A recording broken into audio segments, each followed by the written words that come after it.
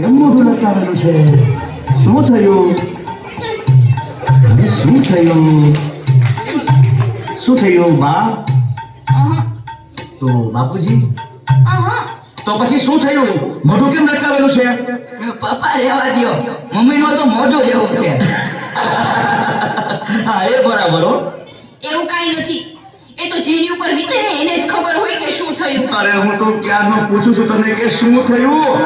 આ સવારમાં દૂધવાળો મોડો આવ્યો તો તો એ ટેન્શનમાં દૂધ ઉભરાઈ ગયું. તો તે એ ટેન્શનમાં કપડાં નાખ્યા વગર વોશિંગ મશીન 2 કલાક ચાલુ રહી ગયું. તો પછી જલ્દી વોશિંગ મશીનમાં કપડાં નાખીને ચાલુ કર્યું. તો પછી ટેન્શનમાં ધ્યાન ન રહ્યું તો કુકર ફાટી ગયું. અરે પણ તો કેટલું નુકસાન. અરે જિંદગીમાં આવા જર્ક તો આવ્યા જ કરશે. આપણે તો એડજસ્ટ કરવાનું ને હસતા રહેવાનું. શું એડજસ્ટ કરવાનું? શું એડજસ્ટ શું એડજસ્ટ. શું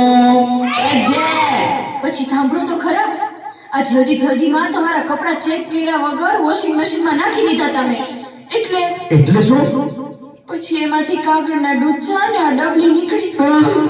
અરે આ તે શું કર્યું? મારી કંપનીના બિલ અને હાર્ડ ડિસ્ક તે થઈ નથી. ઓહો, હવે મને સમજાણું કે આના માટે તું દૂધ અને કુકરની કહાની કરતી હતી. અરે રાક્ષસ જેવો મારો બોસ મને ધોઈ નાખશે.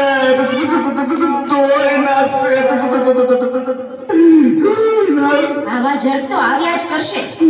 એડજસ્ટ કરવાનું ને હસતા રહેવાનું. શું? પપ્પા હાર્ડ ડિસ્ક માટે તમારા બોસનો ફોન છે. એને કે મારા પપ્પા દૂધમાં ઉભરાઈ ગયા ને કુકરમાં ફાટી ગયા ને એટલે વોશિંગ મશીનમાં નાવા બેઠા છે. એને